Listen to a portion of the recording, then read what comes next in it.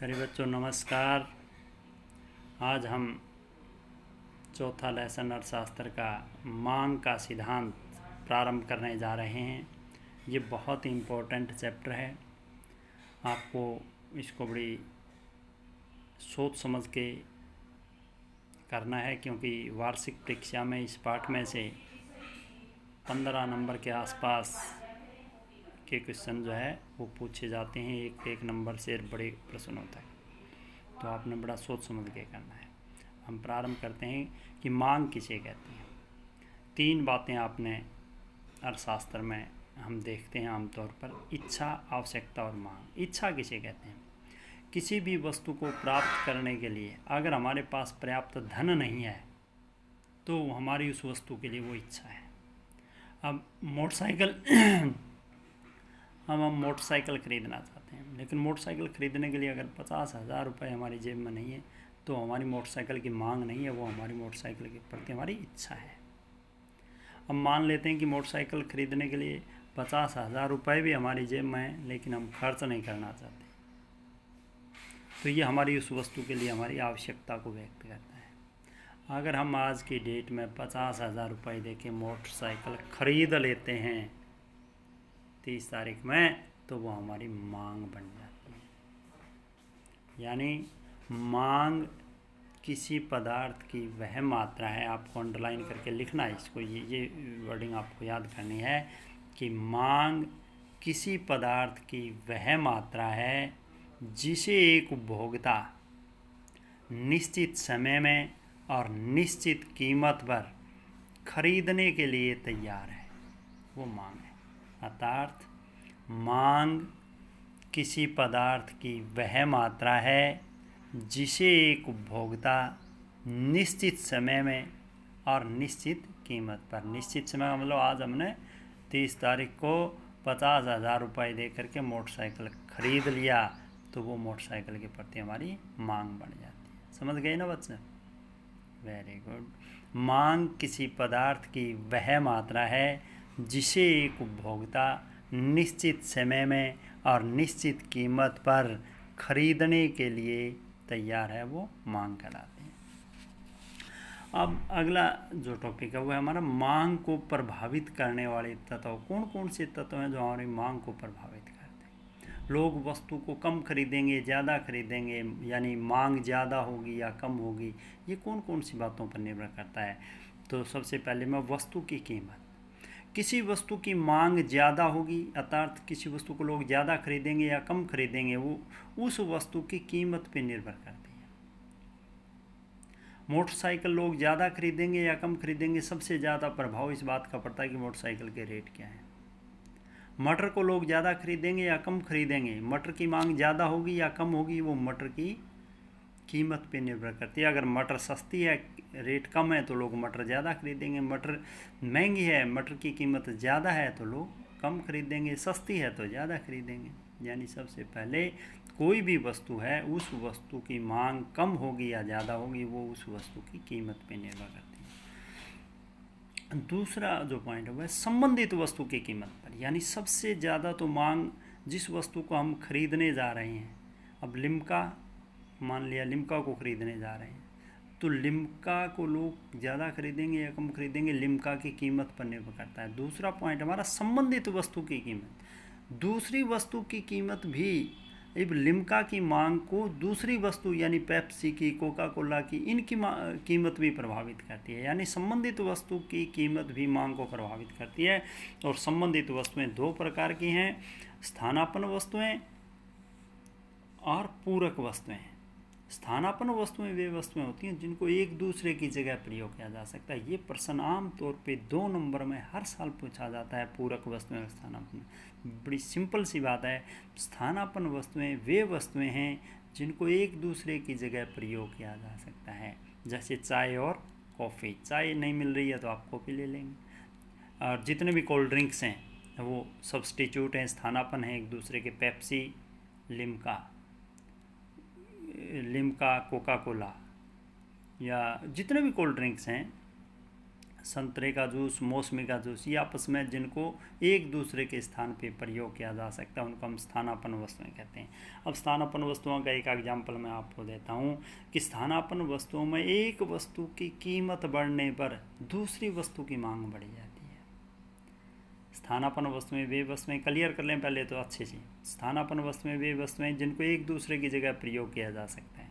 अब स्थानापन्न वस्तुओं में एक वस्तु की कीमत बढ़ने से दूसरी वस्तु की मांग बढ़ जाती है। अब हम मान लेते हैं, एक एग्जांपल देता हूँ मैं आपको कि चाय की पेप्सी भी 10 रुपये की है और लिम्का भी 10 रुपये की है, दोनों की कीमत 10-10 रुपये है, ये भी 10 की है, ये भी 10 की है।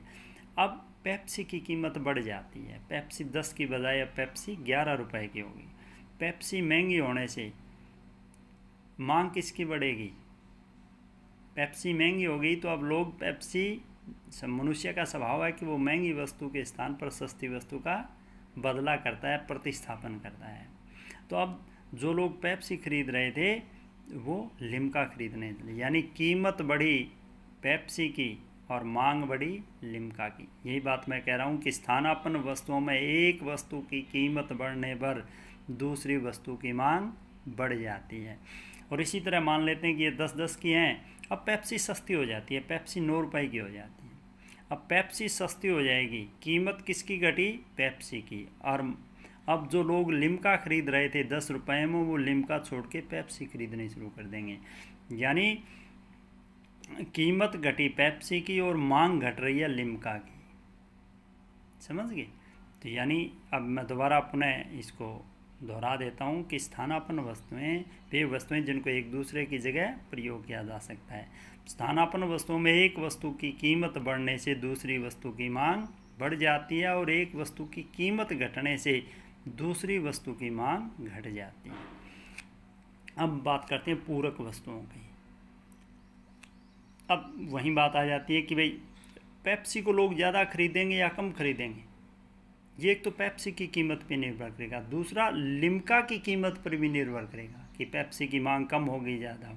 अगर लिम्का महंगी हो जाएगी, लिम्का की कीमत बढ़ जाएगी तो पेप्सी, हालांकि पेप्सी 10 रुपये की है, लिम्का भी 10 रुपये की है, लेकिन अगर पेप्सी की कीमत में कोई परिवर्तन नहीं होता है और लिम्का महंगी हो जाती है तो इसकी कीमत में परिवर्तन हुए बिना भी लिम्का महंगी होगी तो जो लोग लिम्का खरीद रहे थे वो पेप्सी खरीदने, यानी पेप्सी की मांग बढ़ जाएगी। यानी संबंधित वस्तु की, अब पेप्सी की मांग को लिम्का की कीमत भी प्रभावित करती है, यानी संबंधित वस्तु की कीमत भी मांग को प्रभावित करती है। ये मैं आपको बताना चाह रहा था, आप समझ गए होंगे। दूसरी वस्तु होती हैं पूरक वस्तुएं।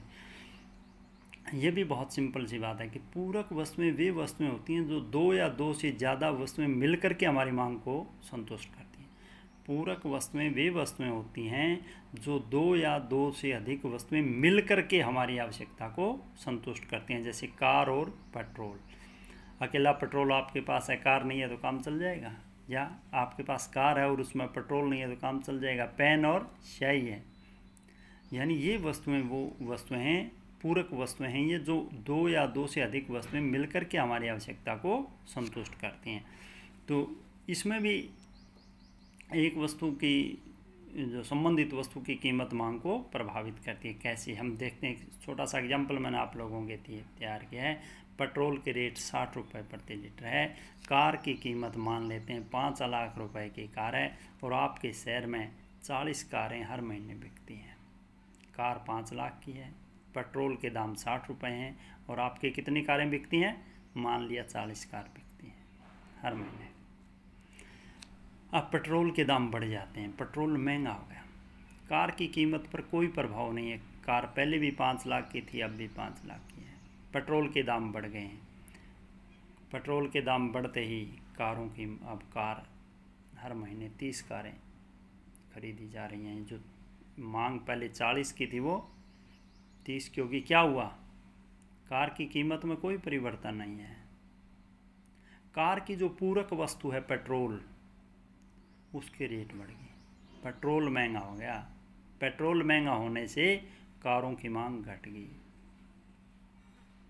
यानी पूरक वस्तुओं में एक वस्तु की कीमत बढ़ने से दूसरी वस्तु की मांग घट जाती है। पूरक वस्तुएं वे होती हैं जिनमें एक वस्तु की कीमत बढ़ने से दूसरी वस्तु की मांग घट जाती है और एक वस्तु की कीमत घटने से दूसरी वस्तु की मांग बढ़ भी जाती है। जैसे अब हम मान लेते हैं कि पेट्रोल सस्ता हो गया, पेट्रोल जो 70 था वो 40 हो गया। कार की कीमत में कोई परिवर्तन नहीं है, पहले भी 5 की थी हम।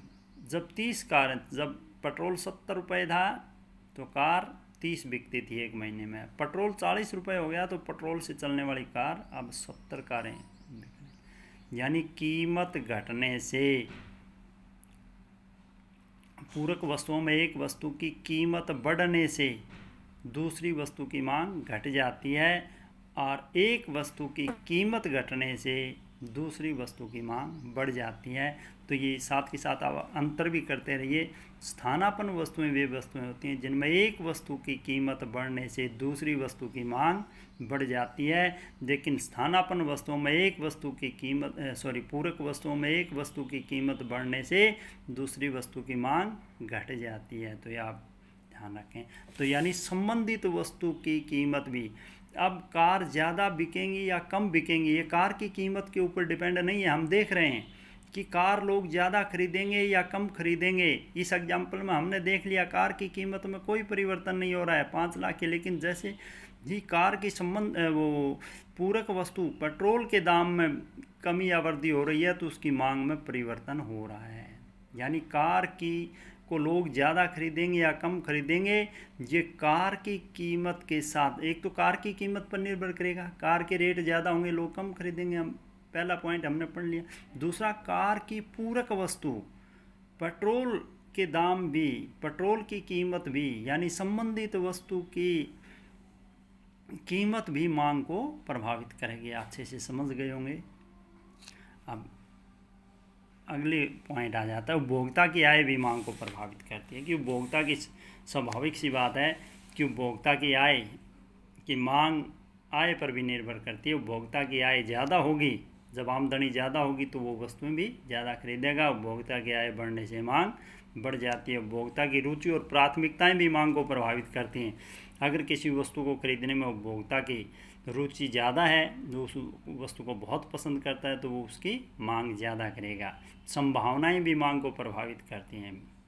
भविष्य की कीमत अर्थात इसको हम कह सकते हैं। इसके लिए मैं एक बहुत ही बढ़िया एग्जांपल देता हूँ कि आपके गांव में प्याज बेचने वाली ट्राली आती होगी।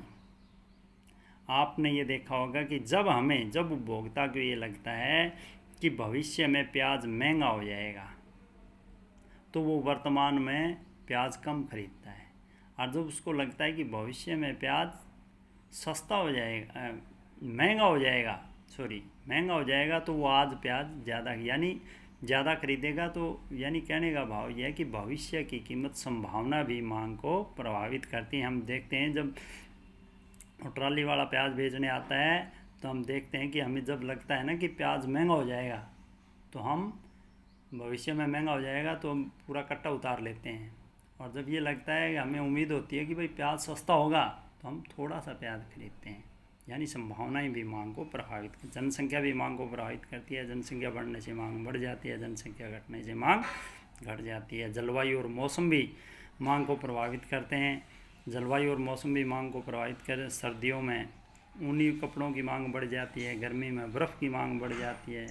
आय का बंटवारा भी मांग को प्रभावित करता है कि किसी देश में आय का बंटवारा, अगर आय का वितरण ठीक है, समान है, तो मांग ज़्यादा होगी। आय का बंटवारा अगर असमान है तो मांग कम होगी। तो ये टॉपिक अच्छे से आपने, बहुत इम्पोर्टेंट भी है, समझ करके आपने करना है। धन्यवाद।